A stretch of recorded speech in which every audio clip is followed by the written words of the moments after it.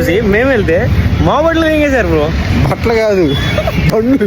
ఏంటి ఇంతమంది జనం ఉన్నారని చూస్తున్నారు. ఇక్కడ ఎస్ఆర్ నగర్ లో బీకే కూడా రోడ్ లో బీకే ఫ్యాషన్స్ ఓపెన్ చేస్తే 49 రూపీస్ కి టీ షర్ట్ అంటే వెళ్ళి ఇక్కడికి వచ్చారు డార్లింగ్స్. ఫుల్ జనాలతో అయితే నిండిపోయి ఉన్నారు. ఎందుకంటే 49 రూపీస్ ఒక టీ షర్ట్ ఇస్తున్నారు కదా. మేము ఒక 6 మెంబర్స్ అయితే వెళ్ళాం డార్లింగ్స్. ఇక్కడ ట్విస్ట్ ఏంటంటే 1000 కి బిల్ చేస్తే మనకు ఒక ఎలక్ట్రిక్ స్కూటీ కూపన్ అయితే ఇస్తాడు. అలా మేము ఒక 2000 బిల్ చేస్తే మనకి కూపన్స్ అయితే ఇచ్చారు. ఇంకా అమ్మాయి తీసుకుని బయటకు వచ్చాము అని అనుకున్న టయానే ఎలక్ట్రిక్ స్కూటీలు పోలీసులు అయితే తీసుకెళ్లిపోయారు. ఏంటంటే డార్లింగ్స్ మా బండ్లు పక్కన నార్మల్ బైక్స్ ఉన్నాయి, కానీ ఈ బండ్లు ఎప్పుడెప్పుడు దొరుకుతాయని చూస్తూ ఉంటారు పోలీసులు అయితే. దాన్ని వాళ్ళు యూజ్ చేసుకుని బైక్స్ అయితే తీసుకెళ్లిపోయారు.